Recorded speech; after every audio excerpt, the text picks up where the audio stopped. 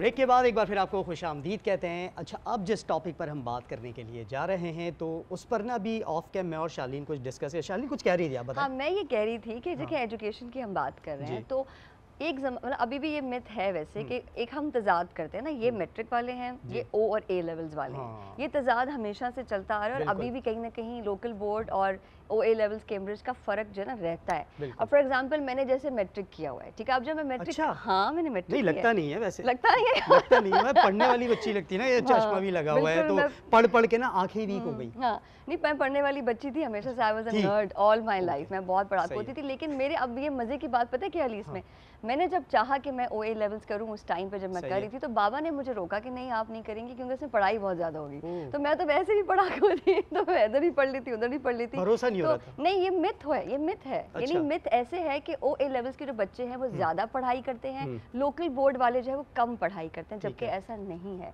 ये भी एक मिथ है कि जो ओ ए लेवल्स है वो एलीट क्लास कर सकती है, वो क्लास के तबके के हिसाब से चलता है, ये भी गलत मिथ है। लेकिन हम जिस पर आज बात करने वाले हैं वो यही है कि ओ ए लेवल्स की जो एजुकेशन है उसकी सिग्निफिकेंस क्या है, वो किस तरह से होती है, कौन कौन हासिल कर सकता है।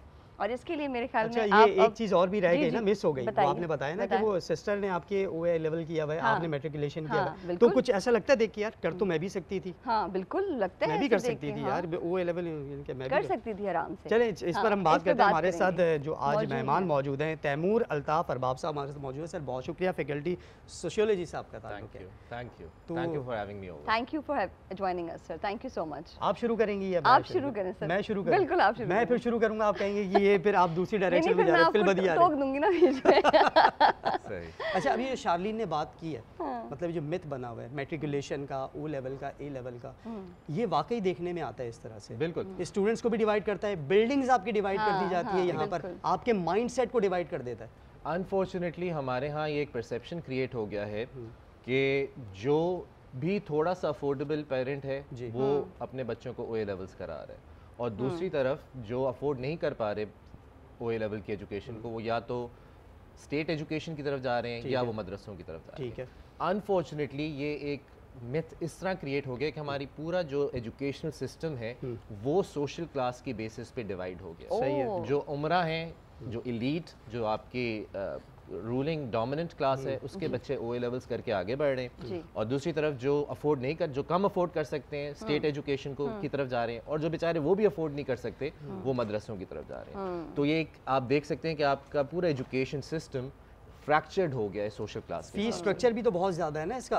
एग्जैक्टली। अब अगर जो एक मिडिल क्लास तबका है वो अपनी जान मार के भी अपने बच्चे को ए लेवल की तरफ लेकर जाता है, तो उसकी फीस इतनी बढ़ा दी जाती है, हर साल फीस बढ़ा रही है, हर साल फीस बढ़ाई जा रही है, फिर उनके अखराजात भी वैसे ही है, बुक्स के और दीगर लवाजमात। देखिए अगर मैं पॉजिटिव्स की बात करूं तो ओ ए लेवल सिस्टम में पॉजिटिव्स भी हैं, जैसे कि इनका करिकुलम बहुत एडवांस्ड है, इनका करिकुलम हर 4-5 साल के बाद अपडेट होता है, इनकी टीचर ट्रेनिंग्स होती हैं, टीचर्स एक्सपर्टीज डेवलप करते हैं, इनके जो पेपर्स हैं वो स्टैंडर्डाइज्ड मार्किंग के तौर पे चेक होते हैं, स्टूडेंट्स बाद में उस मार्किंग को चैलेंज भी कर सकते हैं, ये सारे फवायद भी हैं। But then it all comes with a cost tag, मतलब कि अगर ओ ए लेवल एजुकेशन आपने कराची में फॉर इंस्टेंस हासिल करनी है तो college will be charging you in between 60 to 70,000, और ये एक बहुत बड़ा गल्फ फिर क्रिएट हो जाता है। पढ़ाई होती है नहीं, अच्छे कॉलेजेस में तो होती है, अच्छे कॉलेजेस में होती है, पढ़ाई होती है, लेकिन फिर एक बहुत बड़ा होती ना तो ट्यूटर्स हायर नहीं किए जाते। एग्जैक्टली, उस पे आते हैं। गल्फ इस तरह क्रिएट हो जाता है कि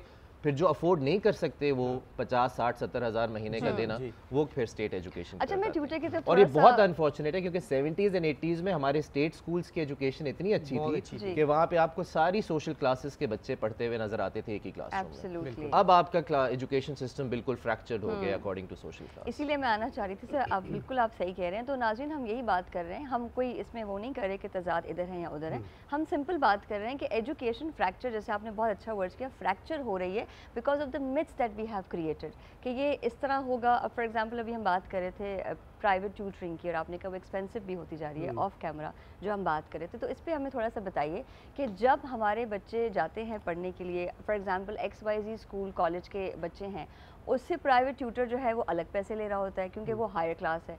फिर जो ABC से आ रहे हैं वो थोड़ा उससे कम स्टार्टर इनकम में आता है तो उससे और कम ले रहे होते हैं। तो तजाद इस तरह करते करते बच्चों के माइंडसेट में भी ना क्लास डिफ्रेंसिएशन का इम्पैक्ट बहुत ज़्यादा आ रहा है, इस पे बताइए। बिल्कुल, देखें जी, जो अच्छे कॉलेजेस हैं, मैं OA लेवल्स की बात करूंगा, तो वो अच्छे कॉलेजेस की तो नो ट्यूशन पॉलिसी है।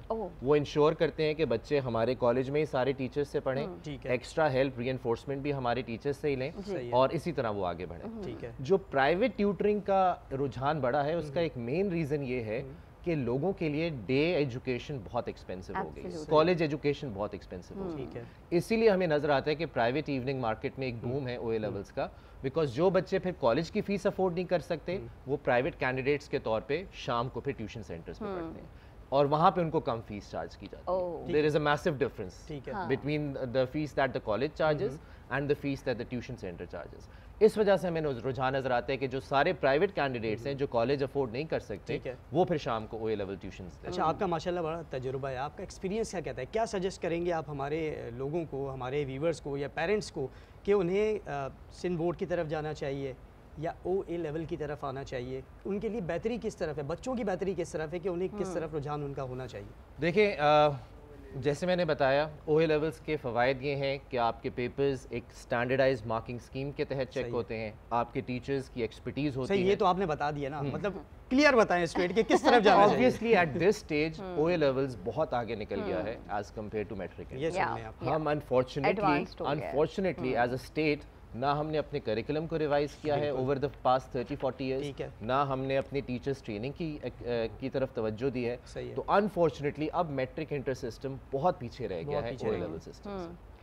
Again the picture is not completely gloomy, कुछ इंप्रूवमेंट्स आ भी रही हैं। पेरेंट्स भी तो कहते हैं ना ये बात कि बेटा हमने भी तो पढ़ा है, हमने तो सरकारी स्कूल से पढ़ा था और आज हम माशाल्लाह एक बहुत अच्छी पोजीशन पर बैठे हैं। वही वाली तुम लोग O लेवल क्या करोगे? ये वही वाली बात है कि 40-50 साल पहले आपके जितने भी अच्छे बच्चे थे, पढ़ने वाले बच्चे थे, जो बाद में इंटेलेक्चुअल्स बने, अदीब रिजवी जैसे लोग, ये सब आपके स्टेट एजुकेशन से ही पढ़ के आए। लेकिन अब जो है हमारी स्टेट एजुकेशन बहुत पीछे रह गई। बताइएगा तैमूर साहब कि आपको लगता है कि गवर्नमेंट को कोई इक़दामात लेने चाहिए in order to advance this Cambridge study education system? क्या गवर्नमेंट कोई हेल्प कर सकती है? गवर्नमेंट के कुछ पॉजिटिव इनिशिएटिव्स हैं, जैसे मैं आपसे बात करूंगा टीचर एजुकेशन के बारे में, जैसे कि अब टीचर लाइसेंसर सिंध गवर्नमेंट ने इंट्रोड्यूस किया है कि हर टीचर को लाइसेंस होना पड़ेगा in order to teach in state school.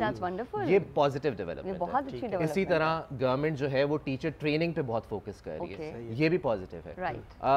क्या इंटीग्रेट कर सकते हैं हम कैम्ब्रिज सिस्टम को with in the government department? वो थोड़ा मुश्किल होगा क्योंकि ये करिकुलम जो है ये कैम्ब्रिज की तरफ से डायरेक्टली आता है और इसके टीचर्स भी जो हैं वो इसके लिए ट्रेंड होते हैं। हाँ, लेकिन गवर्नमेंट ये ज़रूर इंश्योर करती है, जैसे इन्होंने ये टीचर लाइसेंस पॉलिसी निकाली है, कि ये इंश्योर करें कि वही लोग टीचिंग के तबके में जाएं जो बाय प्रोफेशन टीचर्स बनना चाहते हैं, नॉट बाय देयर कि कोई काम और नहीं मिला तो हम एक्सीडेंटली टीचर बने। हादसाती तौर पर वो टीचर बात की आपने कि कुछ और करने को नहीं है तो 8 से 2, 2 से 3 होता ही इस तरह टीचर बन जाता है। बहुत अनफॉर्चुनेट लोग टीचिंग की तरफ चले जाते हैं कि एक छोटा सा बहुत बड़ी जिम्मेदारी है, क्योंकि मैं समझती हूँ कि बच्चे जो हैं, आगे जनरेशन जो है वो इस मुल्क की जो फ्यूचर है वो उन्हीं पे मबनी है, ठीक है ना। और बच्चे ही हमारे आगे जाके लाइफ में इम्प्रूवमेंट लाएंगे, बेटर फ्यूचर लाएंगे, पाकिस्तान में, दुनिया में बेहतरी ला सकते हैं। तो इन्हीं बच्चों को अगर हम इसी माइंडसेट में फंसा देंगे तो फिर वो आगे कैसे बढ़ेंगे, के मेहमान कैसे तैयार होंगे? और टीचर्स जो हैं वो क्योंकि उनको ट्रेन कर रहे हैं, एजुकेट कर रहे हैं, तो टीचर्स की बड़ा सेंसिटिव एक टॉपिक है कि उनको भी वही लोग जाके टीचर बने जिनको एक्चुअली आता भी है और बनना भी चाहते हैं और कोई वैल्यू एडिशन भी कर सकते हैं। ठीक है, बहुत शुक्रिया तैमूर अल्ताफ़ अरबाब साहब, आप यहाँ तशरीफ़ लाए और आपने मतलब हमारे लोगों की कंफ्यूजन जो थी वो काफ़ी हद तक दूर करने की कोशिश की है। बहुत शुक्रिया आपका। बहुत शुक्रिया आपका, thank you so much for joining us. And नाज़रीन, इसी के साथ ही हम चलते हैं छोटे से ब्रेक की तरफ और वापस आएंगे, मज़े मज़े की बातों का सिलसिला जारी रहेगा, तो स्टे विद अस।